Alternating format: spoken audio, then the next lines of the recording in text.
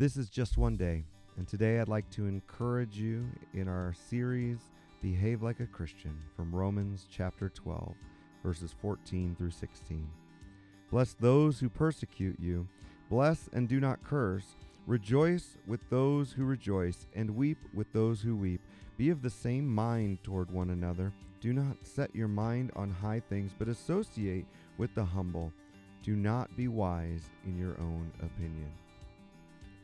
To behave like a Christian is to be someone marked by love, not just when it's easy, but when it costs you something. Paul gives a command that feels almost impossible. Bless those who persecute you. Bless and do not curse. That's not a suggestion. That's the way Jesus calls his people to respond.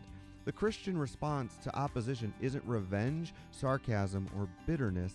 It's blessing.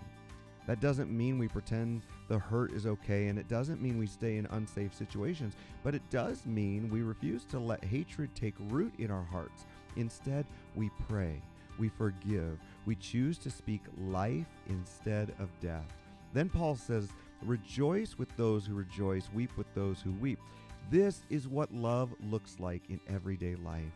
Love doesn't make everything about us. Love pays attention. Love steps into someone else's world. It celebrates without jealousy and mourns without discomfort. It doesn't rush people through their pain, and it doesn't compete for the spotlight in their joy. It simply shows up. And finally, in verse 16, it calls believers to something that shapes the entire way we live. A Christian isn't supposed to be someone who looks down on others or only connects with people who are impressive, popular, or beneficial. The love of Christ tears down pride and replaces it with humility. Real Christianity is not about image, it's about obedience. And one of the clearest signs of spiritual maturity is being able to treat every person with dignity, kindness, and honor. This is what it means to behave like a Christian, not just believing the truth, but living it out with a love that looks like Jesus. Whatever the need, the open heart reaches out and embraces others, even enemies.